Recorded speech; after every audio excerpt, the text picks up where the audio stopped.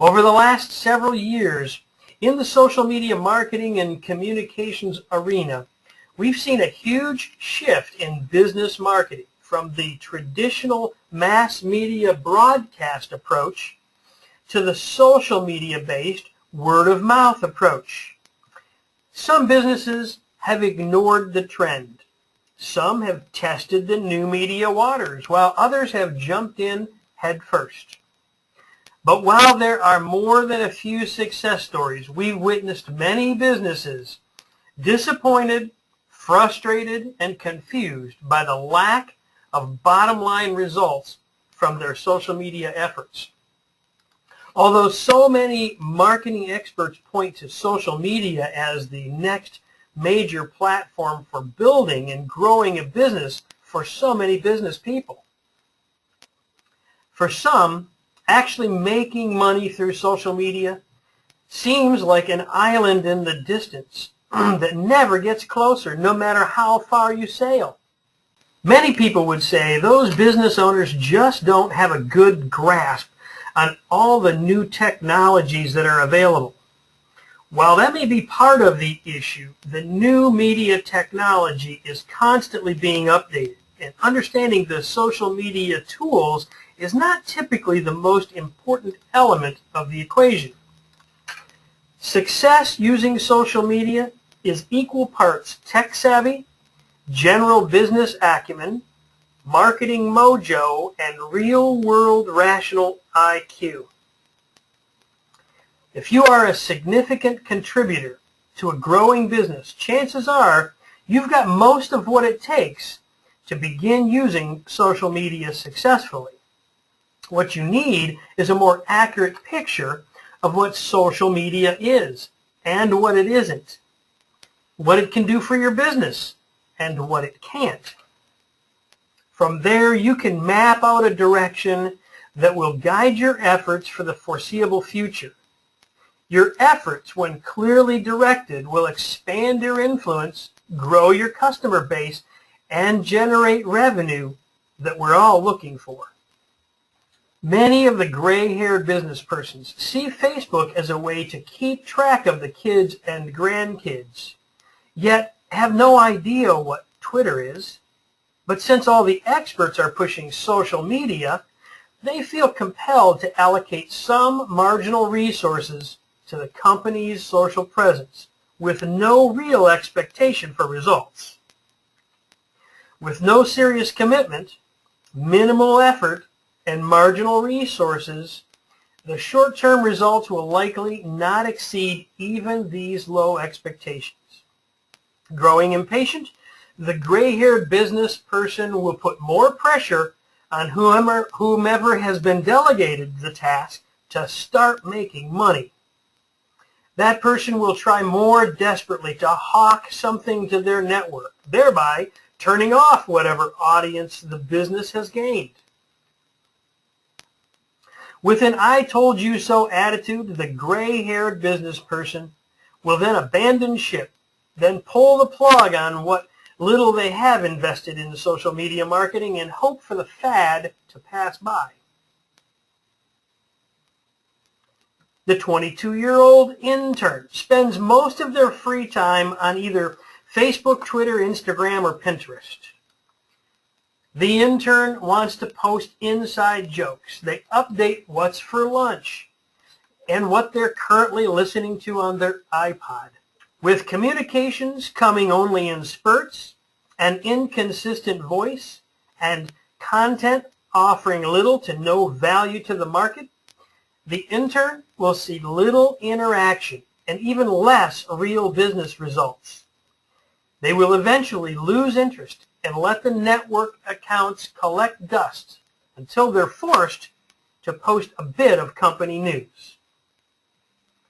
At Social Media Traction, it's not our desire to see either of these scenarios play out in your business.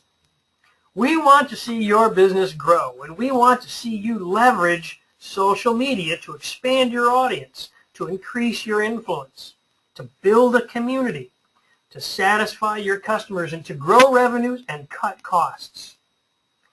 Your business not only needs a direction, It needs a game plan.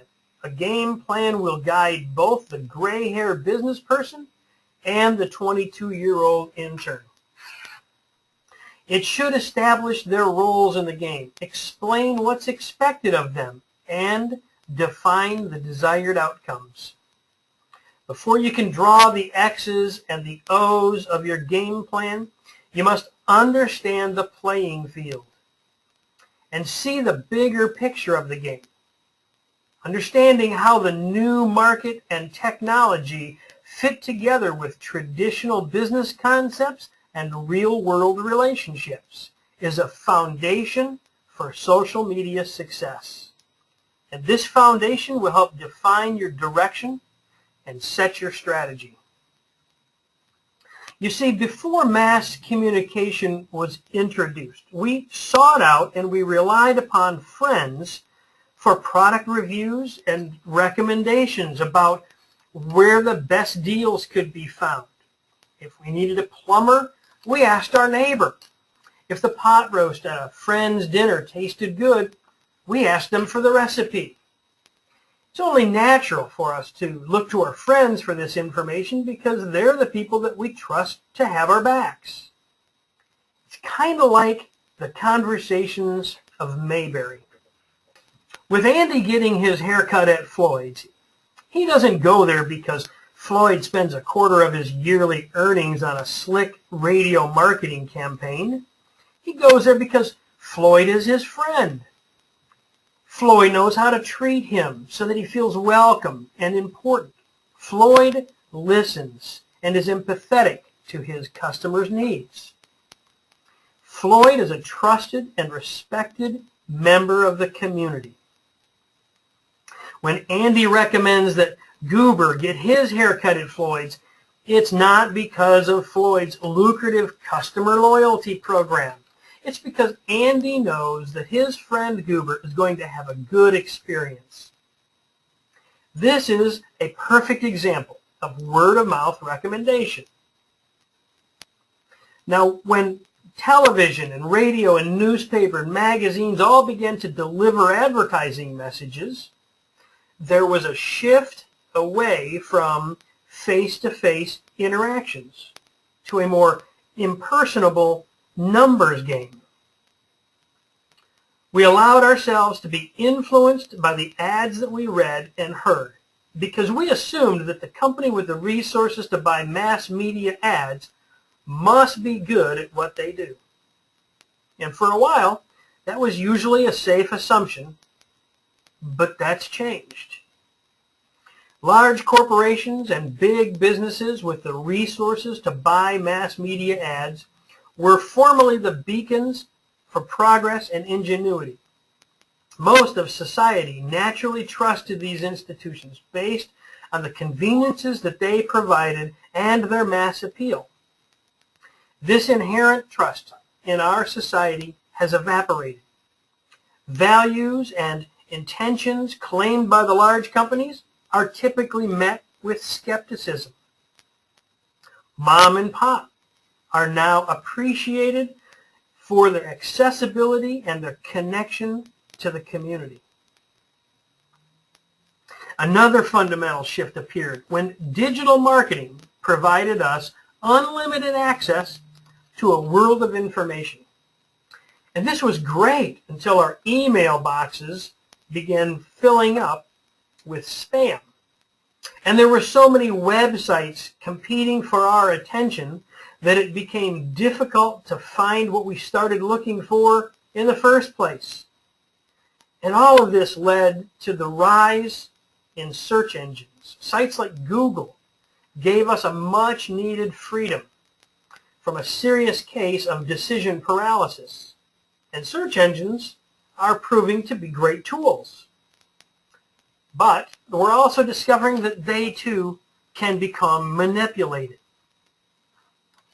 Google, Yelp, and Bing have algorithms and page rankings to ensure that search results are the most relevant. However, there is an entire search engine optimization industry dedicated to taking advantage of those algorithms for the benefit of particular sites. whether they are truly relevant or not. A term even emerged for web developers who use shady tactics to manipulate search results.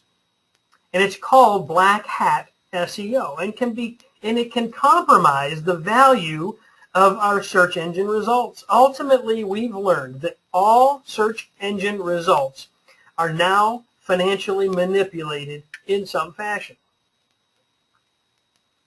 Today, you and I are involved in yet another fundamental shift.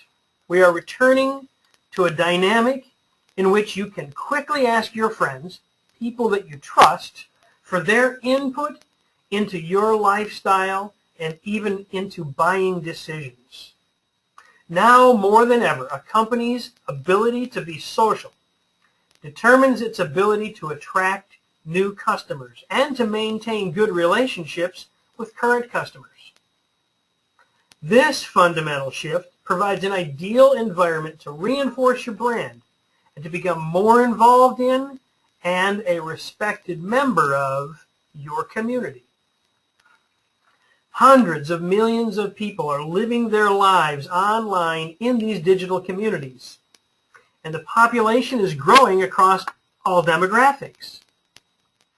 As a forward-thinking business, you want to become familiar with these digital communities and the constantly evolving tools that allow you to navigate and participate with your virtual neighbors. Your customers and prospective customers are becoming accustomed to doing business with the companies that know how to be social. Their expectations are rapidly changing, and they've put the pieces together. Traditional advertising has been identified as push or intrusive advertising. What's this mean? The viewer didn't ask to have that ad played to them in the middle of their favorite television program. The ad was pushed on them by the television station. In traditional advertising channels, we don't have the option to opt out of seeing the ads in the middle of the newspaper article. However, in the new social channels, everything is an opt-in relationship. If you want to communicate with a group of people, you elect to be involved with that particular community. If you don't like what's going on in that community, you simply opt out of it. As a growing business, as a motivated entrepreneur, as an established provider in your industry, you want to be involved in these communities. And you want your presence to be recognized as helpful, friendly, a generous participant, one who brings value to the conversation. You know it. In Mayberry, everyone knows everyone. In Mayberry, consumers make decisions based on relationships, trust, and reputation in the community. Social media has reinvented the small town. We are more connected than ever to the world. I can instantly communicate with anyone on the planet who has internet access. Ladies don't have to wait to go to the hair salon to share in the social news of the day. The water cooler is no longer the hub for office chatter. You don't need a high school reunion to tell you what your childhood friends are doing with their lives. You already know where they live and work. You know their kids' names, their political affiliations. You know the favorite restaurants, sports teams, and artists of hundreds of people you've never eaten a meal, watched a game, or attended a concert with. Social networking has brought us full circle. Look at how social search has given us a new access to information. It's like going back to the basics and asking your friends for answers. Asking Andy who cut his hair because you heard him mention the excellent experience he had. Recently, a friend of mine asked her Facebook friends a question about vacuum cleaners. She was uncertain which model would suit her best. 5 of her friends quickly replied to her post with their comments and their recommendations. And eventually my friend commented that she had made a purchase, and her decision was heavily influenced based on the comments from her Facebook friends. The very next comment came from another of her friends, who thanked all of those who had engaged in this conversation and educated her on this product. She was headed out to buy the same vacuum cleaner herself, simply from the comments and the suggestions made on Facebook. Your customers and potential customers will be talking and sharing information pertinent to your industry, your market, and likely even your specific brand. Where will you be? Will you be able to participate in the discussion and influence their opinion? Will you be there to respond to the questions or the concerns? Will you assist in deepening the connection between your customers and yourself? Will you use the small town values of accessibility, transparency, honesty, courtesy, and generosity to establish yourself and your business as the leader in the industry? Your opportunity is now, and the choice is yours.